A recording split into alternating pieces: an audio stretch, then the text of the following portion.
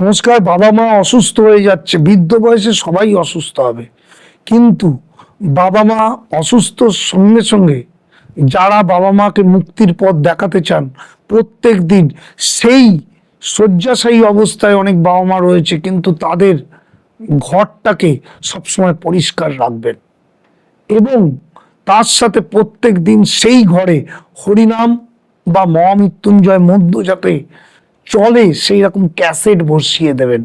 বিশেষ করে সবচেয়ে ভালো হয় হরিনাম, হরে কৃষ্ণ মহামন্ত্র।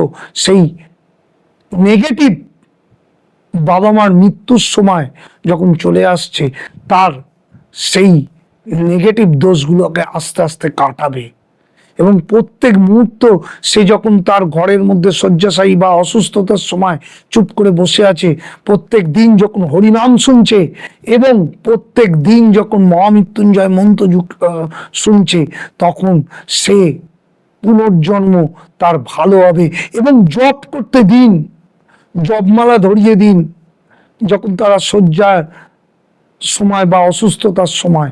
এগুলো আগে থেকে করতে হয়, কিন্তু যাদের বাবা মা এগুলো করছে না, তাদের ছেলেদের মেয়েদের উচিত যখন অসুস্থ হচ্ছে তখন এই পন্থা নিয়ে চলার।